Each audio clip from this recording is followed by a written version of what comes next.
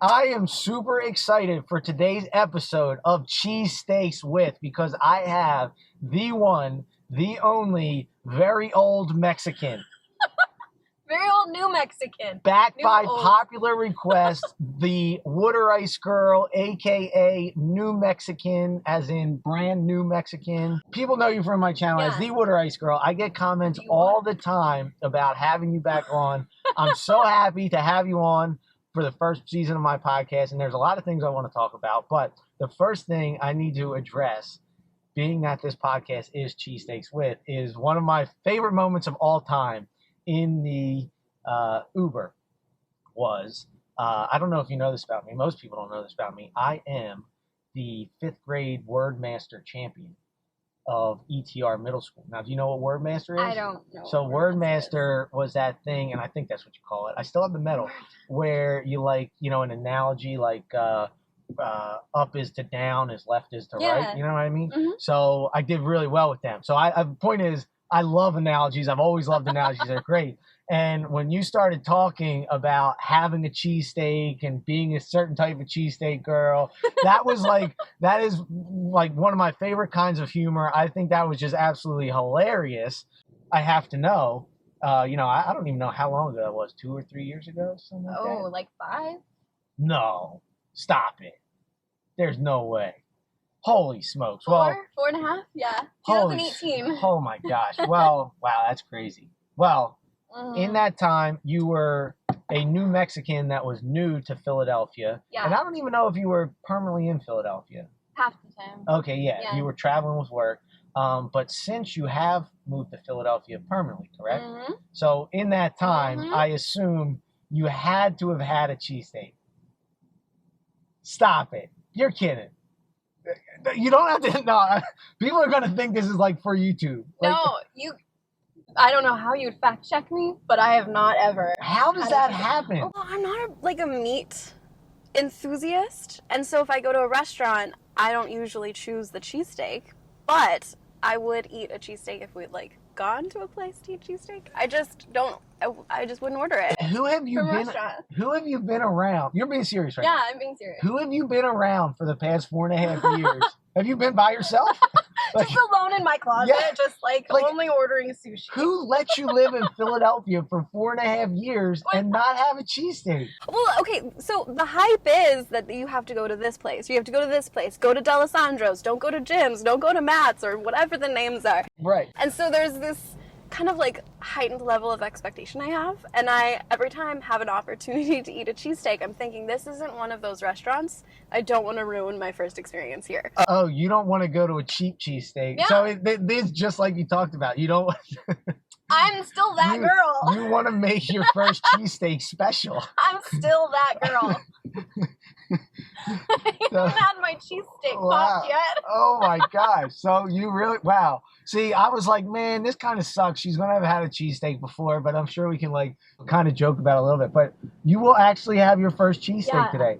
Now I feel like I have the pressure on me because I was just originally going to go to, a cheap cheesesteak? Not a cheap one, but I was going to ask you where you've gone and do one of the big ones that are either Pat's, Gino's, Tony Luke's, or Jim's, just because we're kind of around that part of the city. Yeah. And of those 4, I don't want to. I don't want to pick the wrong one, because a lot of people say they're all touristy, and of all of them, I want to give you the least touristy but also best, and I'll probably go with Tony Luke's. Or you know what? I've never heard of that one before. Oregon Steaks. Oregon Steaks is pretty good. Oh, I know where we can go. Okay, wait, I have one request. Can we go get a cheesesteak that does not use canned spray cheese? I'm having a weird deja vu. Did you say all this? I feel like we had this whole conversation before. Yeah, I feel like you said that. Yeah, and I was spray cheese is disgusting. That's the weirdest, Cheese Whiz? Yeah. I mean, I guess you could order it with American cheese. But Cheese Whiz is pretty standard. I know. I feel like you said this last time, and my thought in my head was Ishkabibbles, and I feel like that's what I told you last time. That's the name of the place. Yeah. It's actually Yeah, it's right near the shooting on South Street. It's like right near there. Yeah, so it's like, you know, it's relevant. It's relevant to, you know, current events. Yeah. Oh man. Okay. Wow. So maybe we'll switch it out and we'll do Ishkabibbles. I was kind of saving Ishkabibbles because in my, you know, vast cheesesteak eating experience, that's probably a personal favorite because there is like a connection there. A friend of mine from Boston recommended it. So, you know, so there's a little bit of sentimental value there, but so I don't know if it is the best, but you know, I think it's very good. So maybe we'll do that. We'll see. We'll see. We'll see how the time goes. But man, wow. I know. Man, the pressure I feel on me right now. Yeah. It should be enormous. How do you not have like somebody like, hey, let's go get a cheesesteak? Man. I don't know. I'm just shocked. I'm shocked now. You know, despite what you believe, people of Philly don't go, hey, cheesesteak sound good? Hey, cheesesteak? Hey, cheesesteak? Like, that's not I know. people in Philly go ask for I understand dinner. that, but it's just kind of like at some point over 4.5 years when you're living in like you know, if I lived in New York for 4 years, eventually I'd be like, hey, let me see what this New York pizza's all about. You know, like if I was in Italy, I'd be like, maybe I should try this spaghetti thing. You know? I wonder what pasta tastes like. Yeah, I should. I would have never had water ice if we had not gone. Have you had water ice since? Once.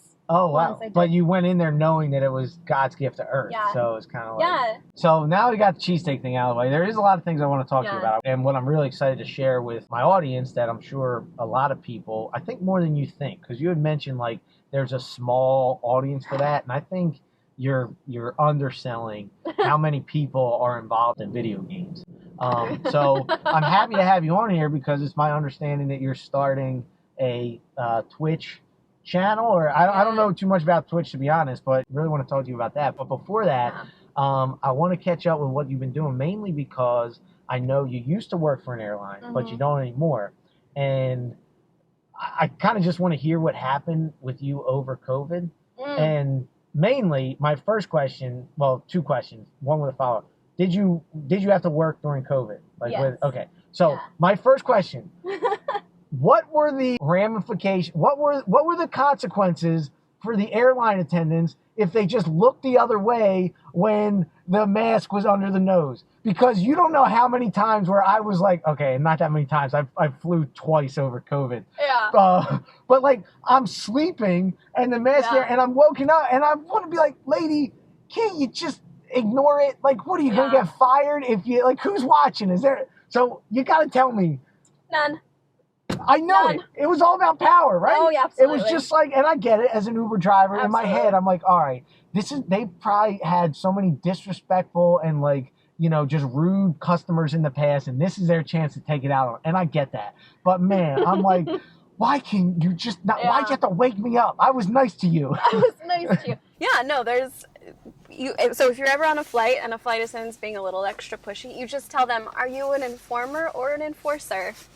Oh, wow. Because that is our title. We're informers, not enforcers. Oh, wow. We don't get involved. We don't get our hands dirty. It's not my problem. We got people to call. Oh, but wow. Flight attendants like getting involved because, you know. And I feel like, I mean, that was probably a nice little way to, like, you know, have a little control in a situation where typically, I've seen videos, you know, and I know in the Uber, it's the same kind of deal. Like, people just treat, you know, a certain type of worker with like, I mean, I guess a flight attendant would be considered a service worker, right? It's like a special kind of service worker, but like people just treat people in the service industry like, you know, they're entitled to, you know, everything. And so I can understand the pushback, but man, I was like, I thought about this, like, why can't you just ignore it? Like who? Yeah. I don't know. I think it's half of, you don't know who else is on the plane with you, and you might not be following the rules, but that might not stop the person behind you from having a full-blown breakdown over you not following the rules. Right. So there's like, I think about half of that where it might not necessarily be you in the rule as much as it is the comfort of everyone else around you. Right. That's some fear. It might be that, you know, informer, not enforcer, but kind of like that's a solid line. That I don't know. See, and again, as someone in the service industry, I try to do my best to just go along with the flow. But you know, if my button is ever really, really pushed, I'm going to use that because that's a badass line. Are you an informer or an enforcer? But I mean, you say that like that's a nice way of saying like F off. You know what I mean? Like, so that's probably why I wouldn't say that. But it's nice to have in the pocket just in case. Yeah. No, Did you run into a lot of trouble? surprisingly, no. Really? Mm-mm. Oh wow. I was the one that looked the other way, though. Okay. I mean, unless it was blatant and kind of disrespectful, you'd have people who were disrespectfully not wearing their mask, very obviously trying to make a statement, and it's like, listen, you're here, I'm here, let's just both leave the plane happy and quiet at our destination we want to get to. Right. And then I would say something. But if it was, sleeping and it slipped down, Yeah. all of the flight attendants are probably with their mask half on, half off in the back of the airplane. Right, the pilots are probably flying without any mask at all. Like, Right. there were some times where you just used your better judgment and it's just didn't want to pick a fight. Yeah. So I didn't have that many problems. Oh, Not wow. at all. That's interesting. I just don't like picking fights with people. Yeah. And it worked. Yeah. And then If I was nice about it and I didn't jam it down someone's throat, they were pretty like, okay, yeah, I'll put it on. Like, I understand. I mean, a lot of people too, they signed up for it when they bought their tickets. They knew. Right. You just see videos of flight attendants having these massive blow-ups online. There were one in, a million flights.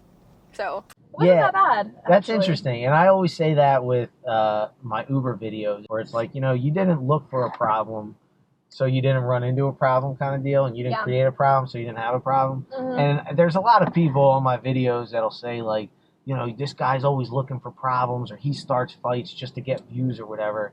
And I'm like, you're saying that because you're seeing the 5 videos where there was a problem. And it's like, you don't know how many times I've been disrespected and I just let it go. Like, I literally have 5,000 rides of Uber, you know what I mean? Yeah. So it's like, you're judging me from 5 videos. Like most of the time I do a good job of brushing it off, because I think, you make a great point where it's like, if you look for a problem, that's what you get, and if you look the other way, that's what you get, so that's pretty interesting. What was like, I just kind of want to know what it was like, working for an airline when all that was happening, because that was like a very big issue, not to say that you were on the front lines, but like that was like a very sensitive industry with that whole that's thing. the thing is like, I have to address one thing that kind of bothered me about COVID was airline crew was never considered like first line, first responder, frontline, essential employees. Like, we were never talked about like that, but never had time off. We were working the same schedule flights from the time COVID happened to now. I mean, even though some of them got delayed, some of them got canceled, they had to like cut back because people weren't flying. Like, we were still flying. We still had to get people home from overseas back to America. We still had to get people from America back home overseas. We had to get them to, so-and-so's funeral and so-and-so's wedding and their, birth of their grandkids. People still wanted to travel. And so I remember the first time I realized like COVID was going to be a thing. We were in Miami airport. We flew 2 people on the plane, 2 passengers, that was it, down to Miami. The whole plane? Like a normal sized plane? Holy only smokes. 2 people. Flew down to Miami, got out of the airplane, and they were like, well, we're not boarding. We have 1 person flying back with you, so take your time. It usually takes about 50 minutes, give or take, to board a plane. So they let us off. We could go get food. Nothing in the airport was open. I'm standing in this, it's dead. There's not any employees. There's no passengers. I've never seen an airport look like this. That's usually bustling. Even on their dead time, just dead. Yeah. I felt like I wasn't supposed to be there. Like, it was closed. It was the craziest feeling Sounds like ever. a zombie apocalypse. That's exactly what it felt like. And the TVs were going, and they were, headlining like COVID in this country and COVID showing up in this country, and they were showing like body bags and all of this crazy stuff. And I'm standing there looking at this TV going, is this our Hollywood movie moment? Yeah. Is this what? I always thought it was going to be a zombie apocalypse, but not this. Yeah. It was crazy. Holy smokes. And then it was really nice because people weren't flying. Yeah. We got a little bit of a break. It was actually... So there was literally 1 person on the flight back. Wow. So we were That's still nuts. flying, obviously. We were still working. We were still trying to get people. But, the people who were traveling for fun, they weren't flying anymore. Yeah. So Yeah. it was a nice It was a little bit of a nice break. It wasn't super bad. Yeah. And then, did you notice it pick up at all, or were you not with them anymore? So then they offered like leave because they were having to cancel like half of their flights, and Gotcha. they weren't sure what was going on. And obviously, most of the companies were hemorrhaging money because they have to keep. I mean, they're still paying on their planes, they're still paying on the gates, they're still paying on the gas, even though they're not using them. And so they cut about half of the flights. They gave us leave if we wanted it, and I took most of the leave. I took the leave, and then I left in October.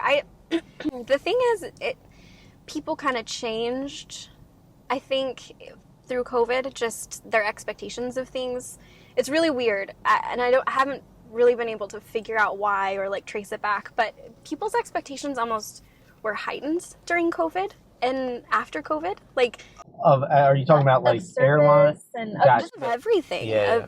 People's expectations were like greatly heightened, I think, during and after. I'm not really sure why, but it was like, $15 for a flight before got you from point A to point B, and now it's like point A to point B plus service, immaculate service the whole way. Yeah. And I just could not, I'm not a very confrontational person. I don't like to do arguments, and it just seemed like the level of expectation now is up here for the customers. Yeah. And what we could only provide because we were ULCC was here. Even if I was service with a smile and super great, I could only provide here. And this is what people are expecting. Yeah. So do you think that like COVID was a big reason why you kind of felt like you lost that extroverted I think it was thing just, or? I don't know, a whole mix of stuff. I think COVID gave me the opportunity to stay home and kind of explore what I wanted to do next. My plan was to only do it for like 6 months, the COVID leave from work. And then month 1 in, I'm like, this is great. Yeah, yeah. This is fantastic. I don't have to say hi to anybody. I don't have to smile to anybody. Like, I mean, I like smiling, but I could just wake up and not. Just not. Yeah. Just do whatever I wanted. And I did that for about a month.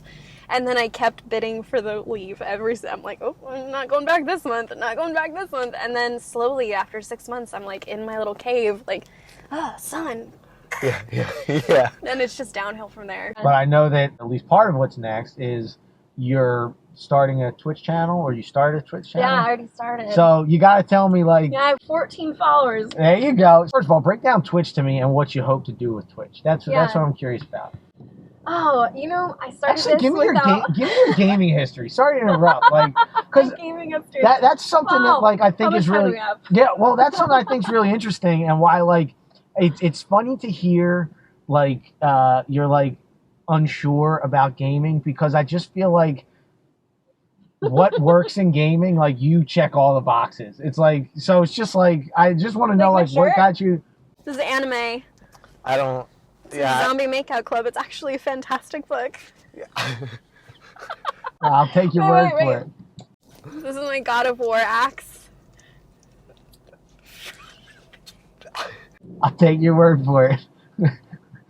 So like, what I'm getting at, like, if people were to see this and they're like, man, there's a good-looking girl that likes this stuff, like, that's what, because most gamers are guys, and like, and I know you say you're introverted, but you have, I mean, you worked as an airline attendant, like, you can, you're good with people, and like, Fake it. Well, but like, if you have those qualities as a gamer, I just feel like that's like instantly, like, I'm not a gamer, but I see other people like that do that, and they have these followers because it's like, and it's not just like, I don't know what they call it, like guys like being thirsty or whatever, but it's like, it's just like it's like a different thing. Like, men like being around women, like being around men, and when you're in a space where, there's not a lot of women, when you have that's what. When you have a woman who's like friendly and personable and being extroverted, even though you might not feel like it, like it's what it'll draw people to be like, oh wow, this girl likes the same thing I like, you know what I mean? Like, a really good friend of mine's into gaming, and he's like, when he found out that there were girls into gaming, he was like, oh my god, like, I could date somebody that like would play a game with me, you know what I mean? I'm like, yeah, dude, like, it's a big world. Like, there's people out there like that, you know? So, yeah, for sure. So what's your history of gaming? Sorry, that was my little rant on why I'm interested, because I am not a gamer. Like, I love Mario Kart, and my parents went away when I was like... Mario Kart. We're in Philly! My parents went away when I was in like 5th grade, and I played Madden for like 2 weeks straight. Like literally. That's how it begins, right there. Literally sun up, sun down. But it was to the point where I was done. Like, I didn't like video games that much anymore. And like, I still played. But usually I would only play with people and like the competition. But like, just playing by myself, like, I just feel like, kind of like the content thing, like, I just killed that child in me because I get it too much. Like, I just get it too much. I'm telling you, it was sun up to sun down. I don't know how. That's me every day. So, like, how'd you get started? How'd you get started? Oh my god. How detailed do you want? Like, my first gaming console was a Nintendo when I was like 6 or 7. Okay. And my dad brought it home from like a yard sale, and we had...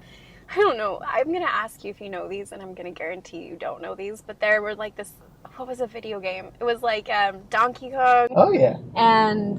What, is that Godzilla. like not common now? Well, the game, it was like Donkey Kong and Godzilla, and the screen like panned across, and you just had to smash buildings and eat people. Yeah. That was my first video game.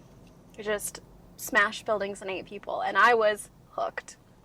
And then that one broke, that Nintendo. My dad went and got like 3 or 4 more from a bunch of different yard sales, because that was his thing every Saturday. Yard sales, nice. Yard sales. I think he found one that worked, played that for a while.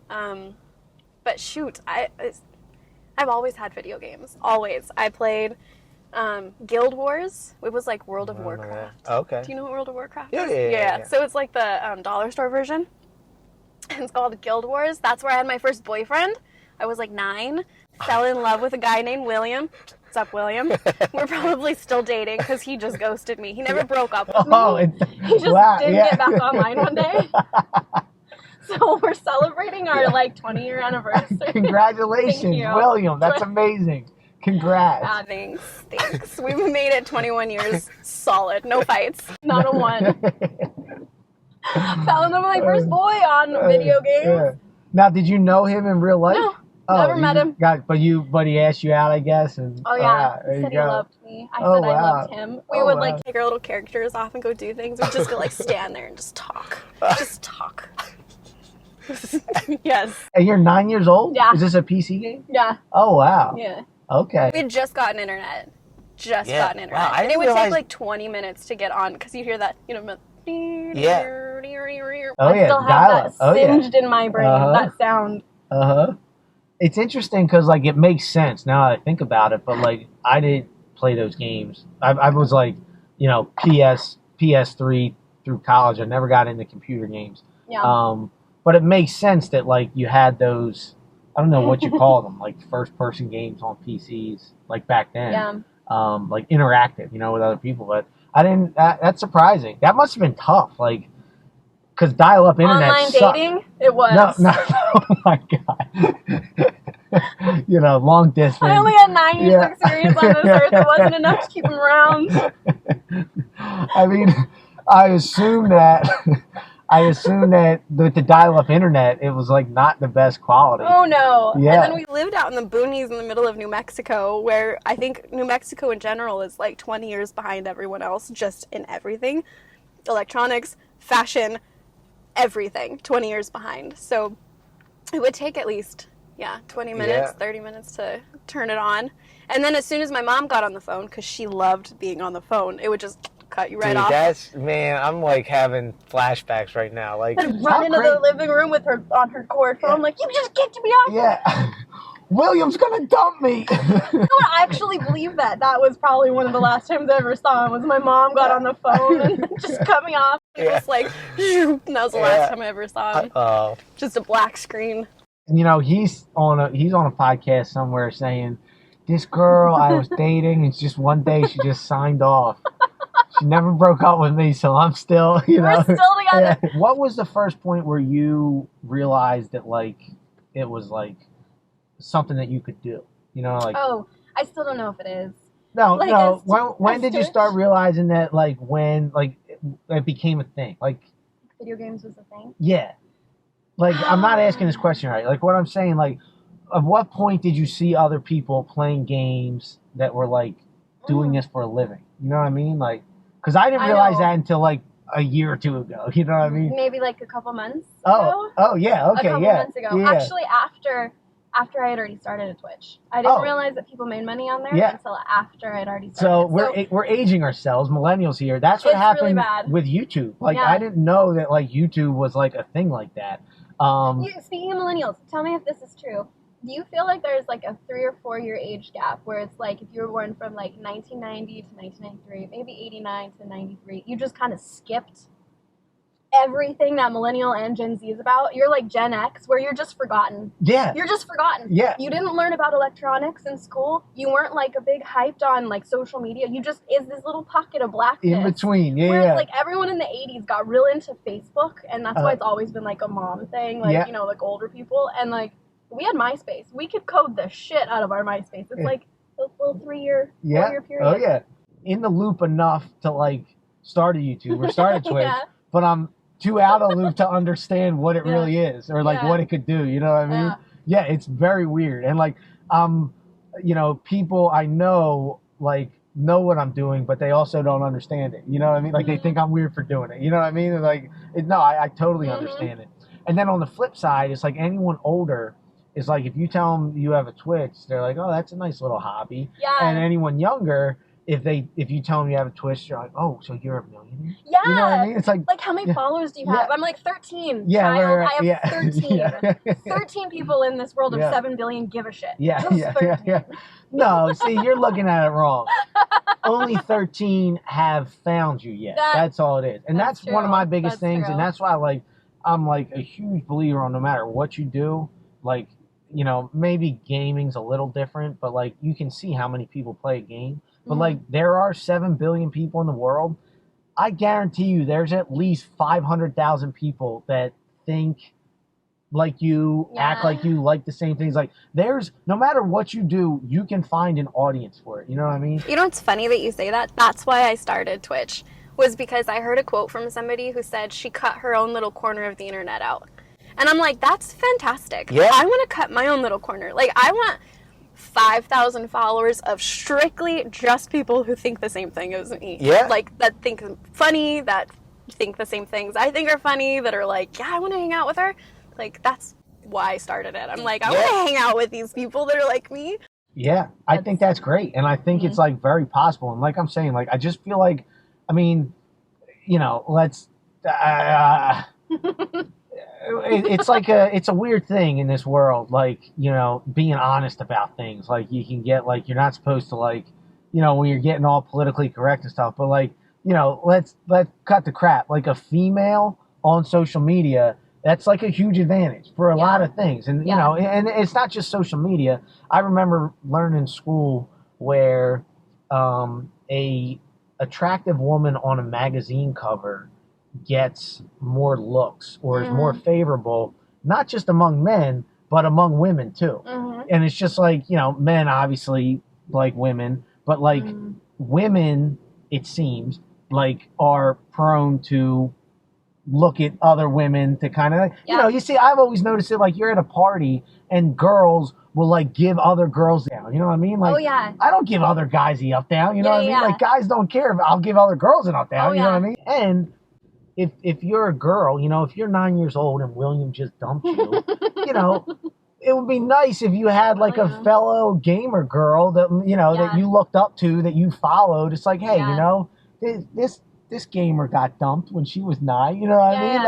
Like, by a gamer. So like, I don't know. I just think it's like, you know, obviously it's a male dominated demographic, but there are girls too that I think is just like a layup. Like, wow, she's like me and she does this. Like maybe I'm not that weird, you know? Maybe I'm not that different. You know what I mean? So well, and the thing is, like, not to bash anybody on Twitch, but there's like a group of girls that are on there and like actually enjoy playing video games and do it for fun as a hobby. And then there's a group that do it for attention, and there's a group that do it for, you know, clout for their other And I feel like that group of girls that are on there actually enjoying the game, actually, like, they have such a hype group behind them of other girls that don't stream, but they love watching it. They love playing video games. They love that whole, like, lifestyle. They won't get in front of a camera and do it. Yeah. And it's like, there's quite a surprising number of girls who are like, this is awesome. That's interesting. I love it. You would think that,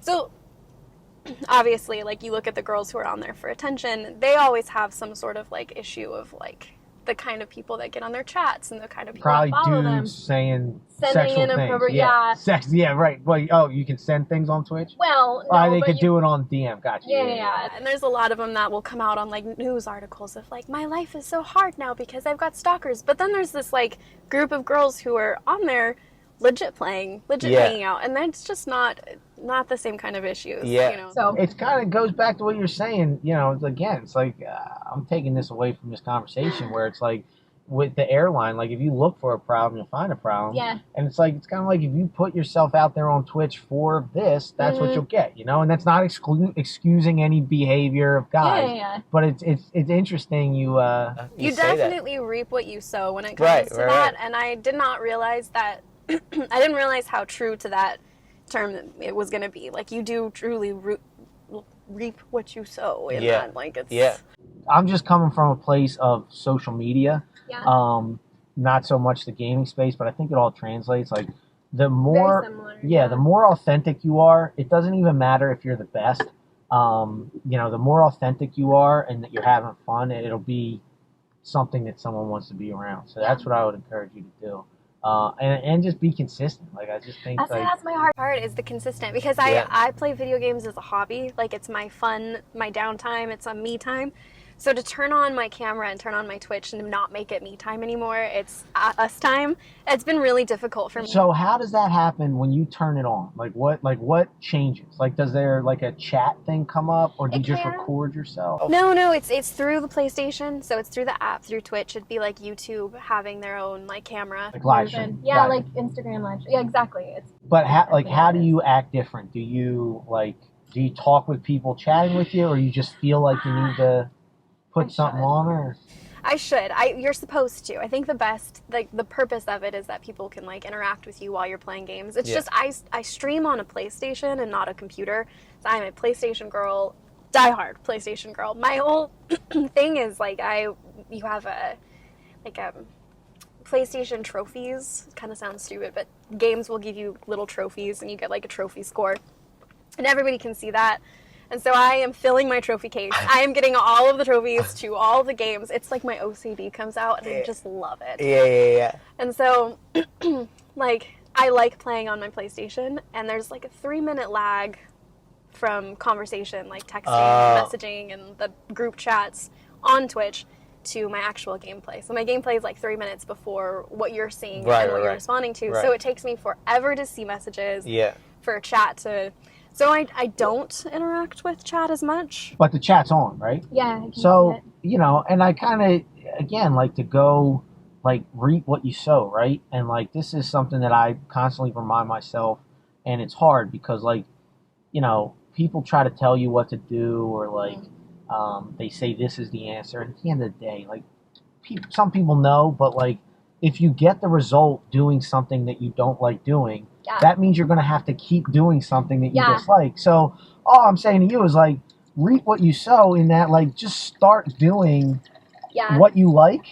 And if it works, it works. You know what I mean? So, like, I don't know. I just say, like, start recording and forget all that other stuff. Like, you know what I mean? And it's like, if you're playing it anyway, like, what's the downside of recording? You can always delete it. You know what I mean? So if you're playing anyway, just do it.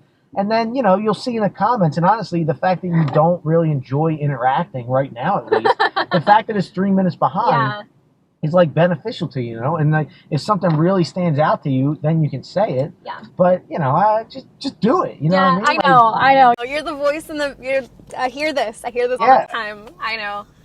I think it's... So... Back to, like, how I got into video gaming. We've had video games at our house our entire lives. Like, computer game, we got a Wii, my first, like, console, and it was what did he get? Animal Crossing, the very first Animal Crossing. We played that. Oh, I remember that. Oh my God, we played that so Yeah. much. I freaking played Toontown online.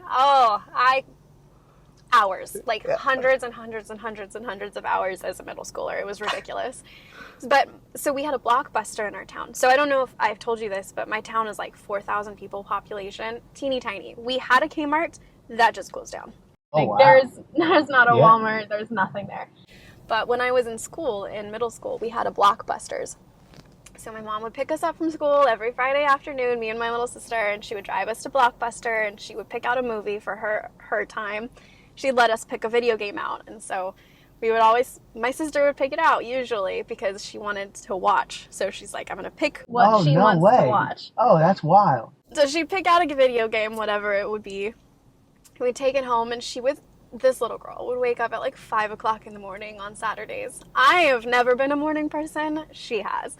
5 o'clock, 6 o'clock in the morning, she goes in the living room, she sets up my little PlayStation, she sets up all the stuff, like, it's perfect. And she'll just wait there for hours up. for me to wake up. Sometimes That's like she'd come get me. The sweetest thing ever. just so that she could sit next to me and watch me play video games. Whoa. For hours. Yeah, that's what we would do on That's weekends. wild. So Twitch gave me the opportunity. So she lives in Colorado, and I live here in Philadelphia, and she watches Twitch. So that's kind of why I started doing it, was so that she could watch me. Oh my God. And then other people started joining. Dude, that's just the most beautiful story ever. That is like so sweet. And then I got 14 followers, and I had no videos or anything on. You know, I didn't save anything, and I started having like, you know, consistently like 20 to 30 views. I'd have like 5 to 10 people talking. I'd have repeats. I had people request to be my friend on PlayStation. I like started to see like some sort of return, and I thought, well, now's the time to get onto social media. And so that's kind of where my, you know, TikTok and theme about starting a YouTube, but It all started from this just That is awesome. playing so my sister could watch like we did when we were kids. So all I would encourage you to do is just like keep that mentality. Like just be like, hey, I'm doing this. And that's like what, so, and I wanted to say this earlier, and I think you're spot on with like having a little corner of the internet and like 5,000 followers.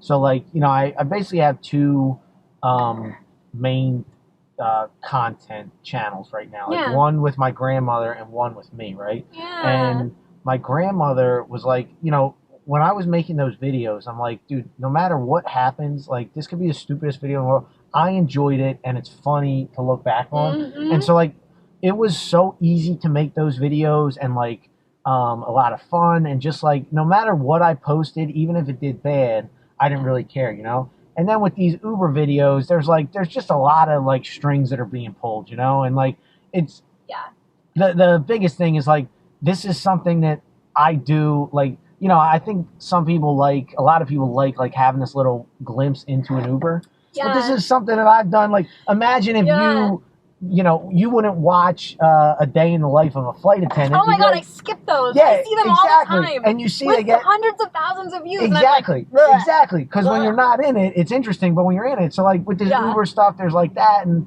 you know, some of the things. But what I want to get at about the followers, like with my grandmother, like she had this following that, like, you know, she could say jump, and there's a lot of people that will say how high kind of deal. Like they loved her, you know what I mean? And that's something for an advertiser that's great. Yeah. We didn't do too much of that because again, it went back to like this was for my grandmother, you know.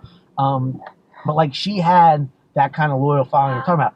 With me, like I know a lot of the appeal with my videos is like the shock value or the glimpse, and like a very common comment that I get is like on my bigger videos, like this guy talks too much, just play the damn video, you know, because they want to see the guy like, you know, grabbing my water bottle or something. And it's like there's like the following from my grandmother is that corner of the internet that's like that has it, like, man, I love this lady, where my following for me is like, man, these are like shock value videos, you know what I mean? And so like I'm telling you, like the more authentic and like just fun you can be, like I just think you'll find that, and not even fun, just authentic, you know. There are some days where, like, I'm sure you're just going to want to play a game. Yeah. And just be like, hey, I'm just playing so my sister watches. So, like, I think if you just go in with that mentality, hey, I'm playing this so my sister can watch, I think you'll see, like you said, you'll reap what you sow, and before you know it, it'll just, like, become this, like, natural thing that... Yeah. I'm super excited about it. Yeah. So I tried the social media, different types. I like got on TikTok. I have like 4 or 5 videos on TikTok. I tried the reels. I tried a bunch of different stuff. I'm like, I'm going to try a voiceover reel. I made one of those, you know, with a filter. I'm sure you saw it. I made like a real life one with my own audio. I tried, so I would see different videos and I'm like, well, what's that style? Like, what are they doing in this video? And I would like, let me find my niche. Let me find my thing. Didn't like any of those. Next, I'm going to try cosplay. I'm super excited. So about hold that. on, but see, here's the thing, like you want to do Twitch, right? Yeah. You just want to play games, Yeah. right? So why don't you? Can you take clips of the games and put that on TikTok? Probably. I just don't know. Yeah, you just gotta do that. Don't know. I barely know how to turn on a computer. Well, you can figure it out. I guarantee. I mean, I did code my entire Facebook page. Yeah. I had like little movements Like in the backdrop. if you can do that, that's like miles ahead of anyone else. And I'm telling you, I mean, they make these things to make it so that, you know, a 6-year-old can use them, so they're hooked for life, you know. So I'm telling you, no, really. So if you just take clips of Twitch and put them on these other things, you might not get 100 million views on these videos like the cosplay videos do or whatever, but you're going to get valuable views. You know what I mean? That's true. So it's like it's not so much about the number of views as much as the, you know, if I saw a cosplay video of you, I'm not going to think like, oh, well, I wonder if she games. Let me go watch her game. You know what I mean? And if I saw a gaming video of you, I'd be like, well, I don't like games. This channel isn't for me. You know what I mean? But somebody who likes games will be like, well, okay, she plays the game I play. Let's see how she does. Yeah, no, that makes sense. I feel like it's not so much views that I'm after. Like, I never started this looking for like a platform, I guess, to monetize and to like make it a thing. I'm kind of just exploring that idea. It's just that I've not really had a social media before. It's really funny. I had a Facebook for a while when I was in high school, locked myself out of that one. Made another one, locked myself out of that one. I have one now. I haven't been on in years. Any particular reason? Just forgot the password. Oh, really? And probably the email. I have no idea how to get into it. Yeah. Like self-locked myself out. Not purposely, by accident. On accident. Yeah, I've never had a Twitter. I barely have an Instagram. So like I never got into the social media scene, if that makes sense. So it's like baby steps of just getting into it, the consistency. Like I will go weeks without opening my Instagram. And then I have to remind myself, like, oh, you're trying to do something here. Like maybe you should like get on and just see what's going on and see, you know, like I have sounds, you know, like real sounds that are saved. They're like trending. The next time I get on, I'm like, I've missed it. I just don't get on. Right. So I'm like, that it's the learning to use social media. So even exist on social media. Right. My first. I hear what you're saying. So I think what you got to do is look at social media as look at these platforms as like a tool, not so much a let me think of a better. Let the word master champion of 5th grade think of a better analogy. So it's kind of like the word champion. You know, if you wanted to start a pizza restaurant, right? Yeah. And you want to make pizza, you wouldn't be like, well, let me go. I mean, you would a little bit, but you wouldn't be concerned like, well, how does this person make cheesesteak? And how does this person make pasta? And how does this person make ice cream? And how does this person make salad? You would just be like, I want to make pizza. You know what I mean? And so like you have the pizza of Twitch. Like you have like the video is the content is the product. So like you have, I imagine you're streaming this thing for an hour, 2 hours, half an hour. How long does the game take? I have no idea. 6 hours. All right. So you have 6 hours of content, right? You have 6 hours of content, and that lives on Twitch. Now you can take that. You know, you have that pizza restaurant, right? So now occasionally there's a festival. There's a circus down the street, or what do they call those things? Fairs. You know, like middle school puts on a fair, and you see these pizza trucks like set up, and they'll sell pizza or whatever it is. Like picture that as like Instagram. It's like, hey, let me show this little clip. Let me sell this slice on Instagram. You know what I mean? Let me sell this slice on this. You know, I referenced I don't know, some gamer guy in my stream. Let me tag him on Twitter or something like that. You know what I mean? So it's like, it's not so much that you need to like get up to date with these trends. You just have to understand, like, you have a lot of product from Twitch. All you got to do is take little slices of that and put them on these other places, and the algorithm will, the thing about Instagram and TikTok and all these, they want it to be a good experience for their users. So the algorithm's going to do their best to find the viewer who wants to see that game. So you just do hashtag whatever game you're playing, and then there's a better chance. I got the hashtags down. Yeah, there you go. That's like the biggest thing. Those are my favorite. Yeah. I love them. I'm So like, what else can I say on here? My whole caption's like this long. It's just hashtags. It's stupid stuff, too. Just stupid words. I love it. I'll hashtag like butthole, like just stupid stuff. Be like, where did you come up?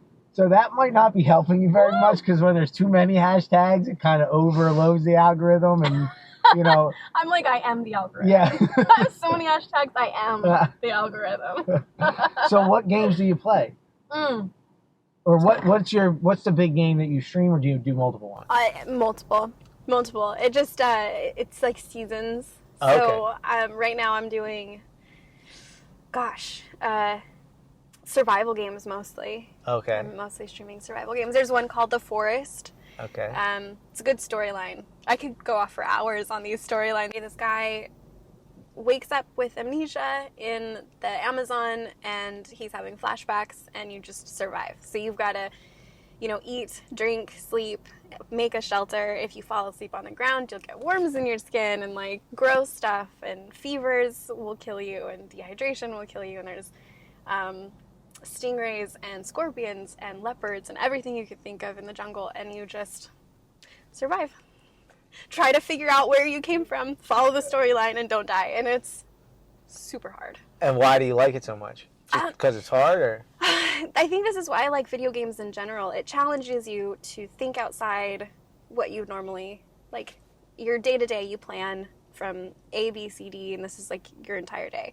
But video games, it's like you have to plan months ahead in certain games. Like Really? Not like real time months, but like you have. Right. It's not just like how's your day going or how's your week going, like normal planning. It takes you a little bit further than that, and I feel like it's a really good brain exercise. I love the challenge, like the mental stimulation and the mental challenge of video games. I'm playing one now called Surviving Mars, and it's like a resource management.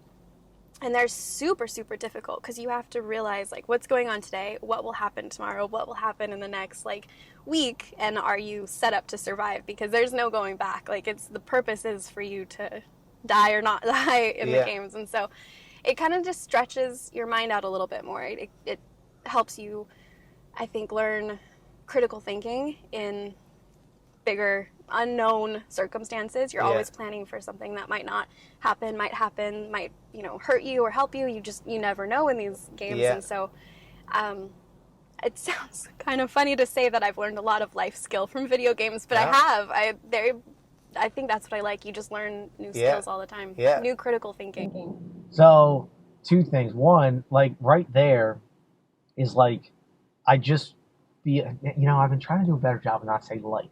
I may have to edit that out because you just gave this beautiful, elegant speech, and I'm like, I ruined it with my Delco like. It's like, what I'm saying. It takes a lot of brain power to be so elegantly spoken. I'm just constantly fried from the video games. So two things. One, right there is, aside from Twitch, like aside from clips of games, you can just be like, and I know I'm sure other people have done this before, but that's another thing I've learned from this space and over COVID. Like, there's nothing new under the sun. Like, if you, like, I'm sure you're going to think, like, okay, somebody else has already done this, and I'm sure they have, but it doesn't matter because, I'll do it better. No, I'm just kidding. It's not even necessarily better. It's different, Like, people will be drawn to you. Like, oh, they hear you're from New Mexico, or they hear you're living in Philly. You're just like instantly like, oh, that's how I'm connected. You know what I mean? Yeah. And that's how you get like things going. But like right there is like, oh, I'm playing this new game. The storyline's amazing because of X, Y, and Z. And you can even go further and be like, I really like this game because it improves X, Y, and Z, or it helps me with this and this, that, and the other, or this is why I like this. And like honestly, like, and this will be my lead into my second point, but like I can see as people as more and more people play video games, which is a crazy growing space, it's like parents would be interested to hear, like, wow, this game is going to improve my child's planning or whatever it is. Most violent games are beneficial to kids. Like, people say that, oh, Call of Duty is like, it's pushing anger and killing and hate, and they're violent video games teaching kids. Maybe Grand Theft Auto. That's an arguable one. I can see how some kids can get some ideas from that might not translate well into normal life. Yeah. But I can say that video games have helped me with anger issues, with my patience, with my ability to read through complete sentences and instructions, because otherwise it's done. You lose the game. Yeah. Like, it has taught me a vast majority of my adult skills were from video games. Yeah. Like communication and just handling stressful situations and disappointment and being a sore loser. Like, I have learned incredible life skills from video games. And I don't think any violent tendencies. And I played Grand Theft Auto. Yeah. I have never beat up. Yeah. I don't know the politically correct term for sex worker, but I have not.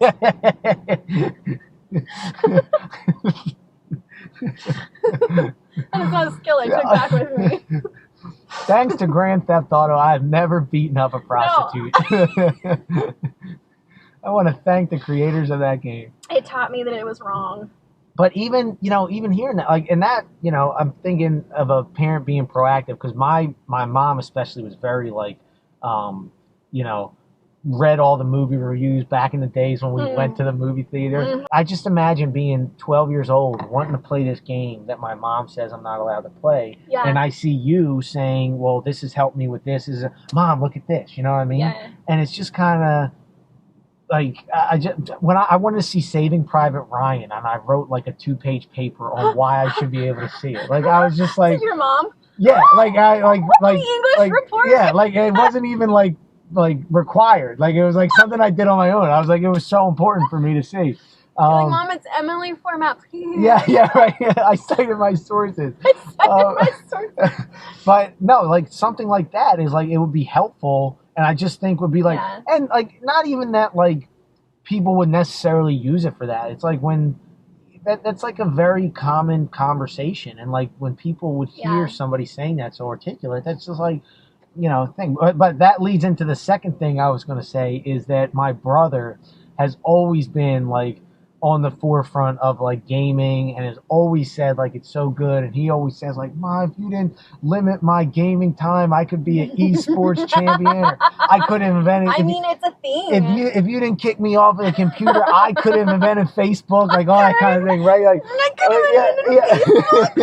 I mean, but it is interesting how, like, growing up, and it's not uncommon with what my parents did, but like too much computer time was seen as bad. You know what I mean? So I share all that because I know if my brother listens to this, his blood pressure is going to be through the roof. I knew it. Look at this.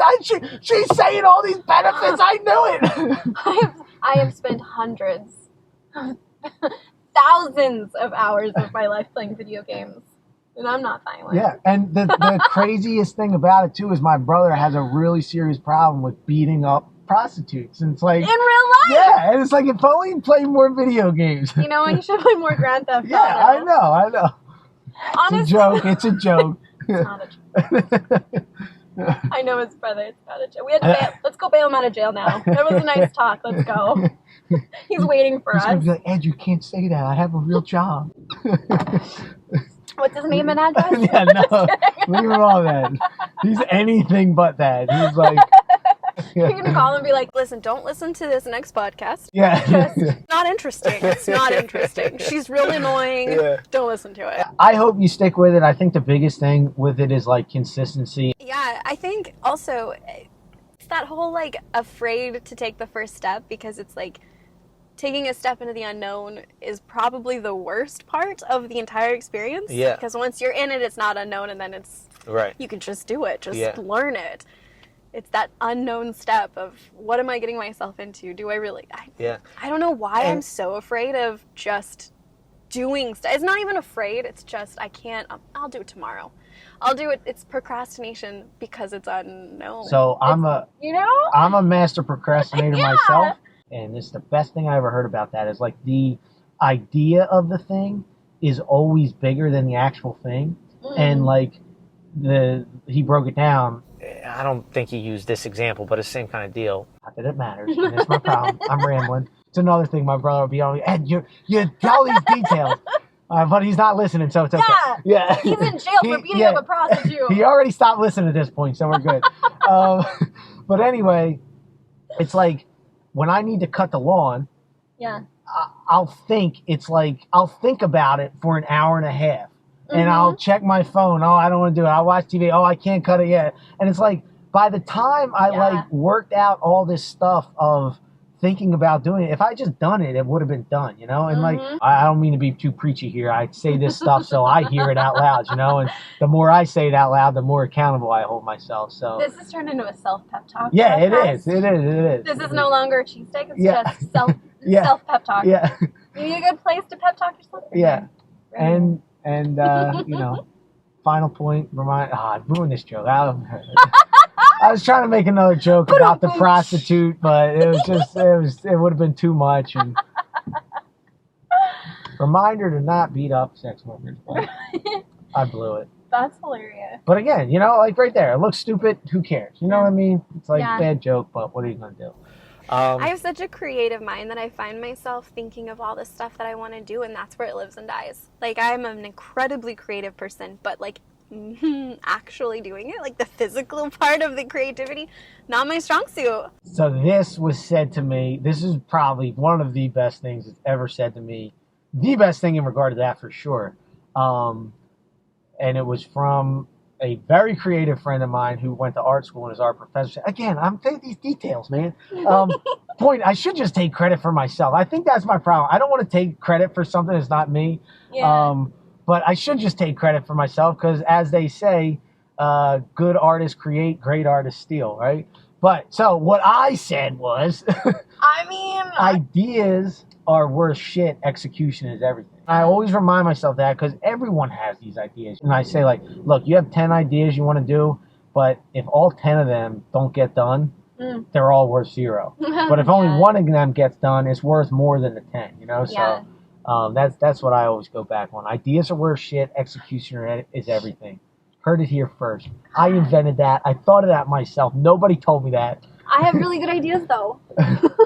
I understand that. But they're full of shit. But they're shit because... It's not that they're full of shit. It's just that they're worth shit. They're worth shit. To other people because, you know, they're worth a lot to you because they're in your head. Yeah. But nobody else gets to experience that. And because no one else gets to experience that, you don't get to benefit that outside of your own imagination, which, as a creative person, that's beneficial in itself.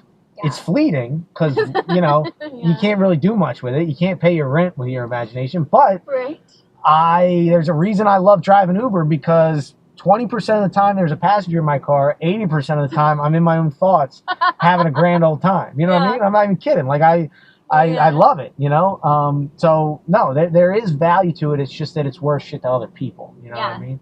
So don't downplay your ideas. I don't mean to do that. I'm just saying it would be nice for, you know, as a viewer, it would be nice to see it, you know? Yeah.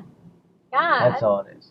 This is exciting. This makes me want to... Okay, take me home so I can... Let's go. All right. Well, before we end it... Well, before you go home, we're getting the cheesesteaks. Oh, yeah. So it'll be a turn where. But plug your stuff. Like, where... You're like, no, I don't want people to see it. What's your Twitch channel? Oh, it's ShortiBangBang with an I. Shorty with an I, Bang Bang on Twitch. Bang, yeah. All right. And Instagram. ShortiBangBang on Instagram. And TikTok. So right there, you know, you think you're behind. And Twitter from my college days, because that was my college name. ShortiBangBang was from college. I like it. That reminds me of that song. That's where it's from. Yeah. No Diggity? Yeah. Just for ShortiBangBang. Yeah, you gotta pay to play. That's the lyrics. That should be your caption under on ShortiBangBang. I know, it's perfect. Yeah, ShortiBangBang. So. Well, you should know that you're already, it took me like 2 years to figure out that, you know, it's probably beneficial if my names were the same across all platforms so people didn't have to find. Yeah. And honestly, like, just things like that, like, you're already ahead of the game. So ShortiBangBang on all platforms. Check her out on Twitch. She's currently playing... Everything. Anything. I take requests. Oh, interesting. The That's Forest cool. currently. Very cool. Shorty Bang Bang, appreciate you coming on for the second in the Uber the second I time, know. and off to get a cheesesteak. Let's rock. Let's do it. Here we go. Oh, look at this. This was the right call. Gosh. This was the right call for you to have this experience. I'm not disappointed by that. Yeah. This Isn't is this where just someone like. just got shot? Uh, Someone just get shot in the. I mean, probably it makes sense. I feel like I just saw this in my Citizens app.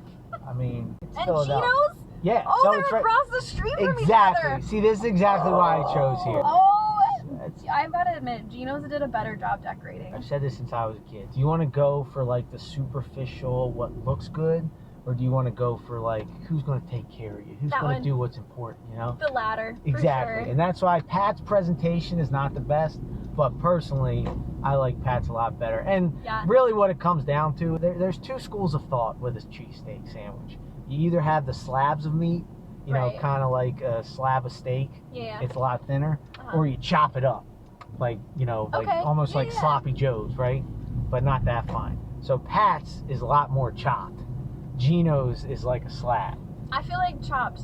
That would be the way Yes, to go. I like chopped as well. Nobody's going to say Pat's is the best cheesesteak, but I do think it's very hard to argue with the experience down here Yeah. at Pat's and Geno's. Yeah. And here we are, Pat's King of Steaks, in business since 1930. They say they were the first. Are you a little nervous about being branded a certain kind of cheesesteak girl, or is this fitting your standards so far? You know what? It actually looks pretty good. It looks better than I thought it was going to look. I had low expectations for Yeah. cheesesteaks because the cheese comes out of a can. I'm going to take a bite. Yeah, go for Can I it. just- It's all you. I've had this a million times. I can taste test it just by the smell. I assume they were going to cut it, and they did not. Do you want me to rip it? No, go for it. Just eat it, and then when you're done, I'll have some. Yeah. Do you Unless want- unless do you you want the wanna- whole thing. do you wanna- We're not about the Lady and the Tramp this situation. No. I am not about the Lady and my Tramp myself reviews. Then you're not doing it right. That is true. All right, then let's do it. Okay. I already took a bite. I'll put Alright. my face here so it looks like. I'm just going to make Oh, this is awkward awkward. eye contact. I was a little awkward. That's actually really good. What's your initial thought? I So- would order this again. First of all, I'm Bread missing is good. I'm missing a major thing here. I'm failing. Like, this is your first cheesesteak. Like, It's surprisingly good. what's your thoughts on it? Yeah. No, it's surprising. I have like meat in my teeth. Oh, you don't see it. No, it's surprisingly good. Okay. I kind of wish it was a little greasier. I was Interesting. expecting it to be greasier. It's not greasy at all. Interesting. It's not greasy at all. Yeah, it's a healthy Which option. is good. The bread is really good. I like the meat. I surprisingly like. Is this Cheese Whiz? Yes, it is I Cheese actually Whiz. like it. Yeah, there it's you actually go. like a good. They use good cheese whiz here. It's not like cheese out of a I can. kind of wish there was a little bit more cheese on it. There now. you go. I had no Look at idea. that. Yeah. No, it's really good. I think if I wanted a cheesesteak, I would have to be hungover. This feels like really good hungover food. Spot on. And I'm not hungover right now. If I was, I would go out of my way for a cheesesteak. I That, would. If I was hungover, for a first-time cheesesteaker, that is an excellent analysis of what that sandwich is perfect for. it's good. It's actually something I would have for lunch. I would eat this for lunch. This is like baseline of a good cheesesteak. This isn't bad. Mm. People shit on it because it's touristy. Oh, it's not bad. It's not bad, Mm. but you'll have to try a different cheesesteak because you'll find something that will fit your cheesesteak needs. I I know. guarantee you. This is a really good starting place. Yeah. This is really, nothing about this is gross or bad. I could probably eat this whole thing. It's a good first cheesesteak, It is. but you know you have to understand as you get more mature, you're gonna find Mhm. other cheesesteaks that Yeah. suit your needs better, and you know pleases your palate in a way that you want to be pleased. I get that. I would rate Pat's as absolutely go out of the way for the experience because Geno's is right across the street. It's a very Philly experience. It does get a bad rap because it's touristy, but it's a nice little chopped up steak. If you want it more slab, go to Geno's. But I would give it I give it a 7.6 out of 10, which to me is the baseline of what's a good Philly cheesesteak. Absolutely. Yeah, so there it is. Absolutely. It's Cheese good. cheesesteaks with a New Mexican. First cheesesteak haver ever. Shorty Bang Bang on Twitch. Twitter, Instagram. Thanks for watching. Remember, like and subscribe. You like it? Yeah. I feel like you're a little speechless because like you like it so much, or maybe you're just like. No, I really didn't think I was gonna like it. Yeah. I'm not a red meat fan. I'm not a yellow cheese fan. I'm not a sandwich without any like veggies fan. But I'm. Yeah. I keep waiting to have like a nasty aftertaste, but it's. So you'll probably, good. you might feel like shit in like 2 hours, just a heads up. That'll be the nasty aftertaste equivalent. But It's good. I really didn't. I woke up this morning. I'm like, I'm not in the mood for a cheesesteak. This is gonna be gross. But I'm actually really surprised. there we go.